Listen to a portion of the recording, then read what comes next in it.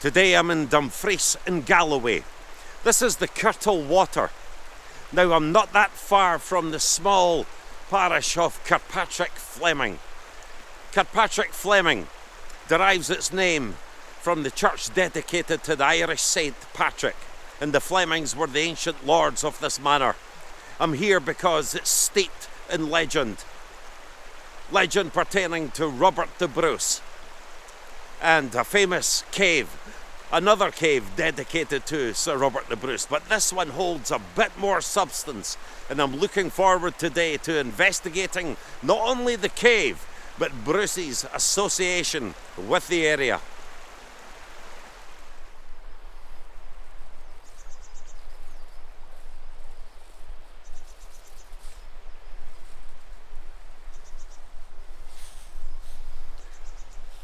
It's difficult to get onto the other side of the Kirtle Water here, but if you did see it, you can see the steps that are cut into the rock there. But access to the cave's just behind the rock and all that cover there. But access to the cave in older times was by lowering a rope over the top and into the cave. And rumour has it that Robert the Bruce was concealed here from the English while he was in the area, and I'm talking particularly around the year of 1306 when he started his insurrection. But about 30 foot high, 9 metres above the water in this red sandstone, there was a natural cave which has now been extended by hand over the centuries, and we're now going to take a walk up and explore the Bruce Cave.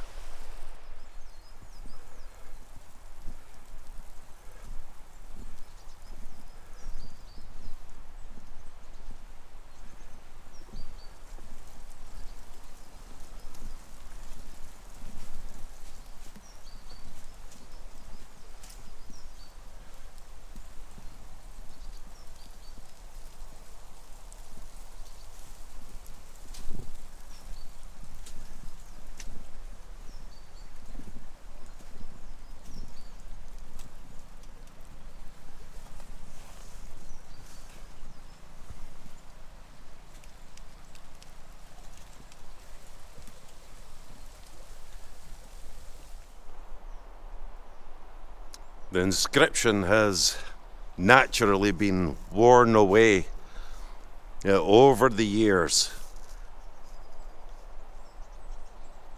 But what it says is, within this cave, King Robert Bruce, from foes pursuant, sought a truce. Like my forebears who for him fell, Ermengarde doth guard him well.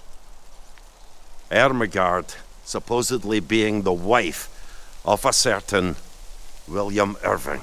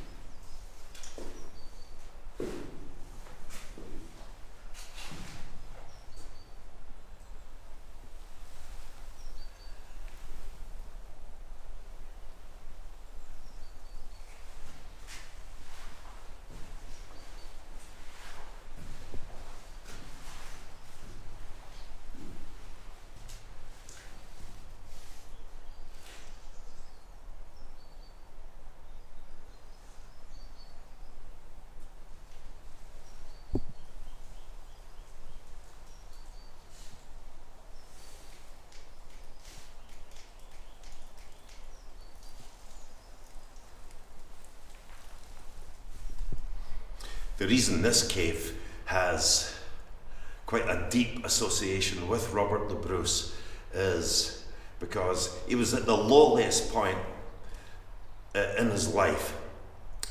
His insurrection had gone drastically wrong, and the future for him looked extremely bleak, to say the least.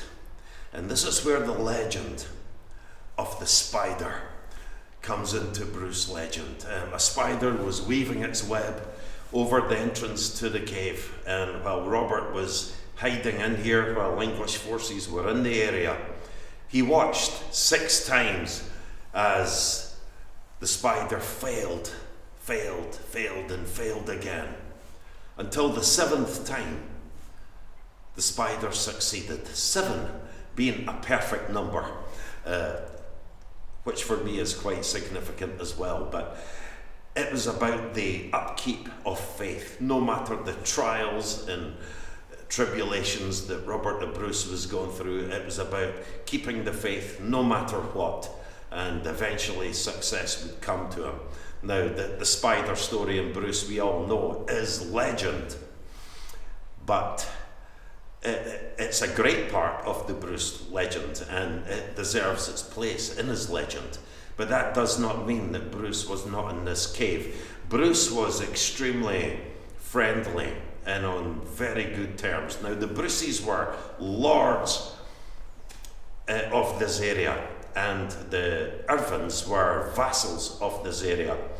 And one notable, William Irwin, apparently hid Bruce here. Now, Bruce had been a guest at the nearby old Woodhouse, or Woodhouse as it was known back in the day, Tower, old Woodhouse Tower, and Bonshaw Tower,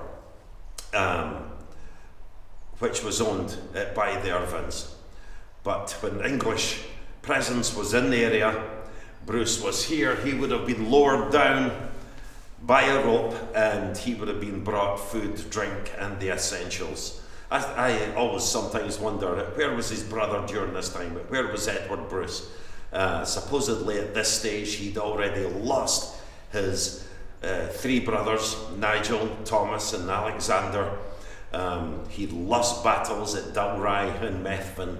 So whenever this happened, when he got back into the area, we don't really know if it was 1306, we're only guessing, but certainly it's very possible that Bruce spent some time in this secret location. It was used as a secret location for storing supplies and valuables and whatnot, years and years, long after Bruce had gone.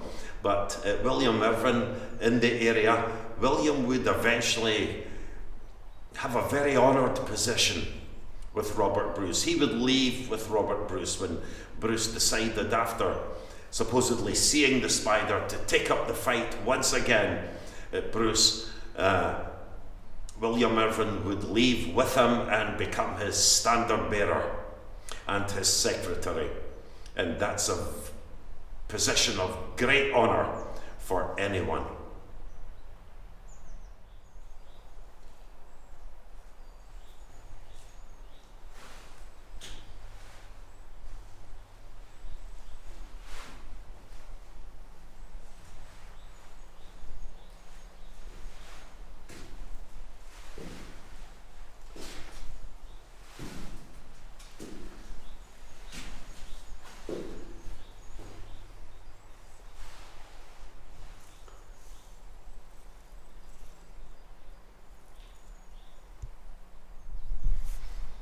It would not have been a comfortable existence being in that cave. It would have been cold, damp, and another competitor for the cave with the legend of the spider is on Rathlin, owned by Robert the Bruce's mother. And Rathlin Island is the location favoured by the Bruce family to this day. But nevertheless, it deserves a lot of mention because as lords of this area and the history that he had with William Irvine. William Irvine was Laird of Dunskelly at these ancient lands. And I'm going to try and take a look at the old Woodhouse Tower today. and Bonshaw Tower, just to see an extent of the land that William Irvine managed, and for Robert the Bruce. Even places that are steeped in legend are well worth the visit. And when we look closer at the position of honour that Robert Bruce bestowed upon William Irvine, for I've no doubt in my mind that while the insurrection was on, and while Bruce's struggles were on, that he was helped by William Irvine of this area. Ancient name, William de Irwin. To be given the honoured position of a standard bearer, what does that actually mean? Standards, or flags, or banners were sacred symbols. Now, William Irvine was Bruce's standard bearer at the Battle of Bannockburn. Now, that was a high position, and it demanded a very brave man to carry that out. An ancient Danish oath of allegiance relating to the standard bearer says that if your right hand is cut off in battle, grasp the banner with your left hand. Safeguard it as long as you're alive and breathing. Should you lose both hands, then grasp the banner with your teeth. And if for some reason you are forced to quit fighting, and may God forbid that you wrap the banner around your body and die. Banners were used to show soldiers in units of soldiers their position on the battlefield. Even amidst chaos, they were there to help them maintain and keep formation in the heat of battle. And for William Irvine to bear that standard, standards they predate Roman times. There's always been some sort of emblem, flag, banner, or standard taken into battle by armies. It was also a rallying point for soldiers should the battlefield change position. I've no doubt that William and Robert Bruce were very close. Bruce was apparently a guest at Old Woodhouse Tower in 1298. And it's there that he was a guest in 1306, at some point in that year, when English made their presence felt. And he brought him here, and he hid him in this cave. The woodlands would have been much more extensive back then. This cave would only have been known to the locals. But for however long Edward's soldiers were in the area, Bruce would be cared for there. He'd be brought food, drink, but most important, news of any of the enemy's movements.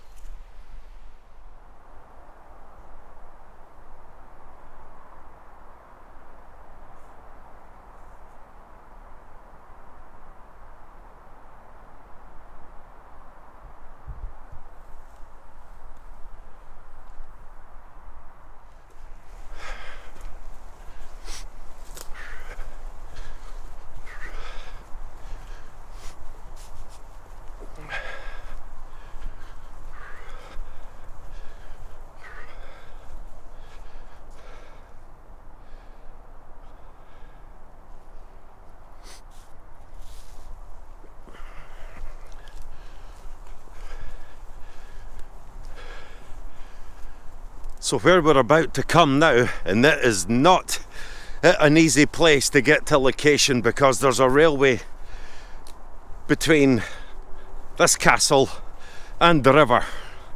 But this is Old Woodhouse, or Old Woodhouse as it was known back in the day.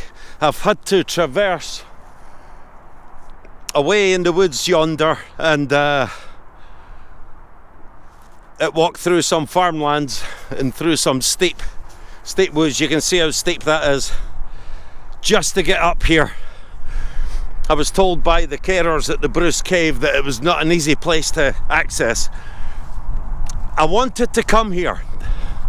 Now, this magnificent old relic that you can see here. Now, this is later than Robert the Bruce's time. I think this is late 1500s. But it stands on the site.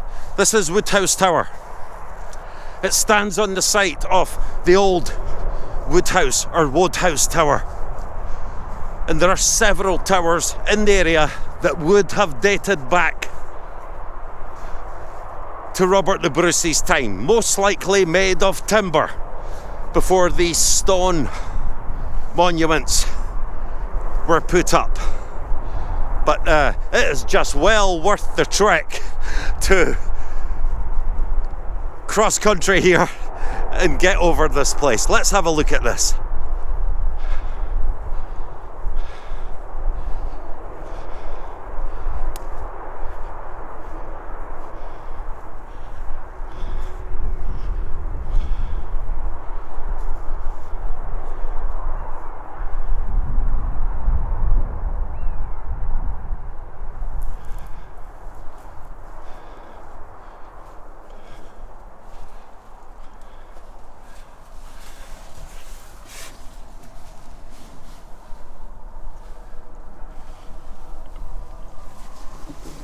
These stairs don't go anywhere.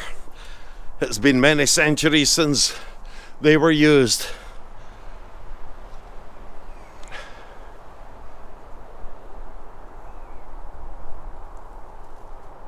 But even though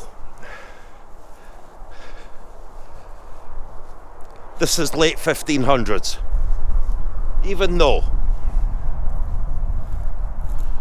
Robert the Bruce was a guest of his friend and vassal William de Irwin at Old Woodhouse Tower in the year 1298 and in 1306. Now, the guess is that he was staying here when English forces came into the area. You can see some of the old stone ramparts,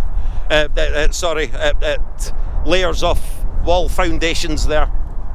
But he was staying in the area when English made their presence felt. And it's not that far. It's only 2 to 3 miles way down that way, where William Irwin would have taken him to the safety and the seclusion of what's now known as the Bruce Cave. A marvellous old ruin. Not easy to get to at all, but like any place that is difficult to get to, and if you have a won't be denied attitude, it's well worth the reward. You can see some of the defences that have been here even back in the 1500s, but look at how steep this is, and you've got the Kirtle water below there and then the plain below.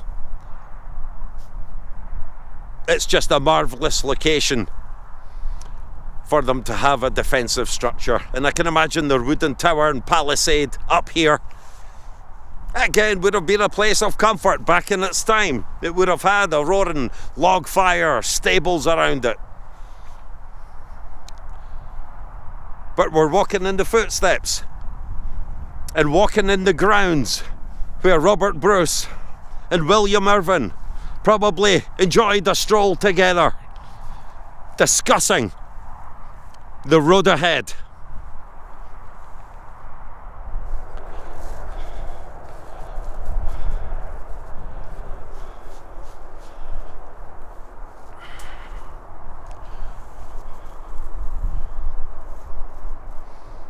People often ask me why I like to run my hands over wood or stone.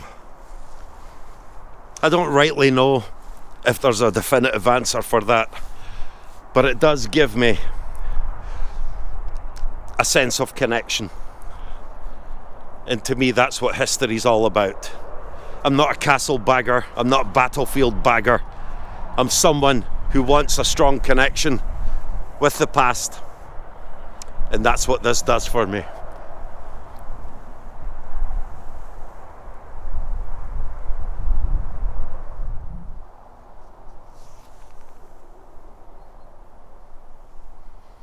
What you see in front of you is the modern version of Bonshaw Tower. Now it's private property, so I'm going to keep my distance. Now this is not the building of Robert Bruce's time, but Robert the Bruce.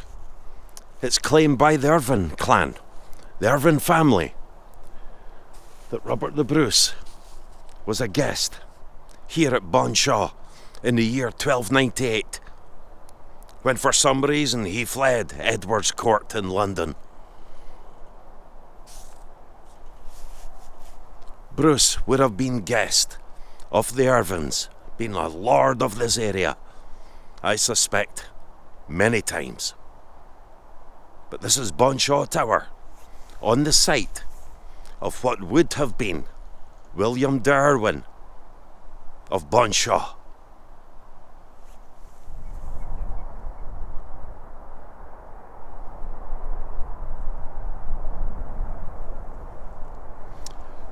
This is the old parish church of Kirkpatrick Fleming. Now,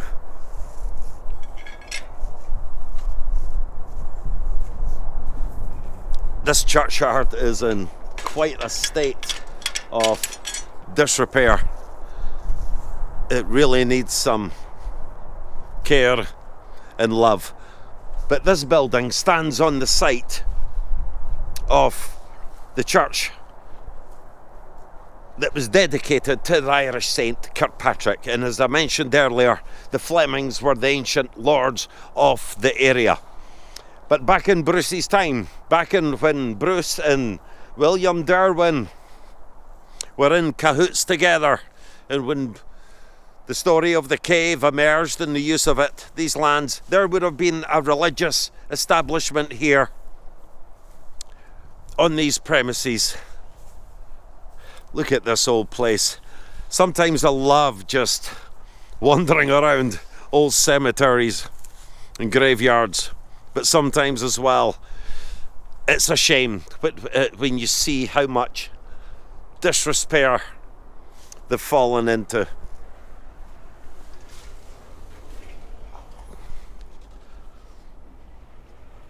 Apparently some old medieval crosses that were here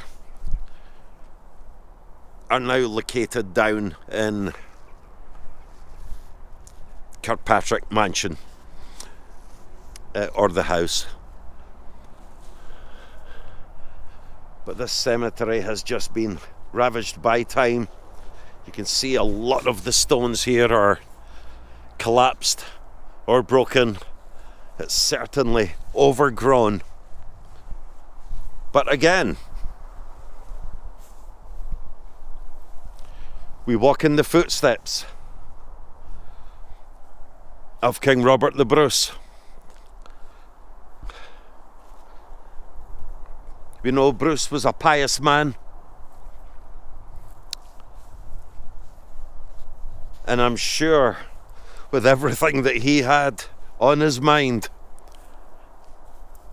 certainly when he took up the fight to free his country, I believed he thought he was doing the right thing. And not to judge him one way or the other,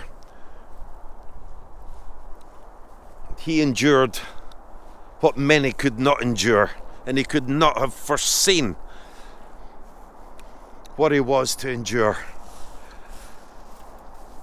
And at 55 years of age, or 54 years of age, some debate that, it's a short life, you know. Here's me heading on 60 years old, and I feel as young and as spirited as I've ever been, with so much to live for.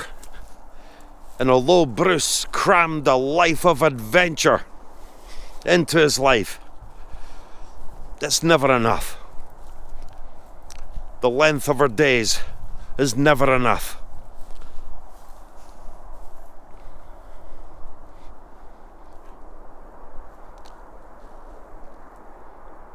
But I'm sure Bruce would have visited this place. We're not that far from Annan, Lochmaben, Dumfries.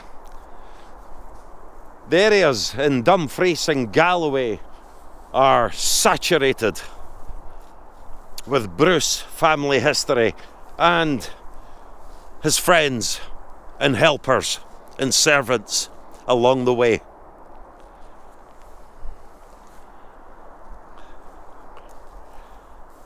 And these places, old by our standards, but still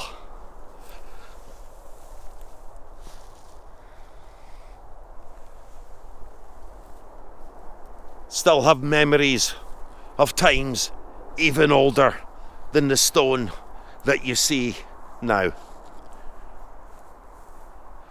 Medieval communities here, dotted all over. Religion being such a major part of their daily lives.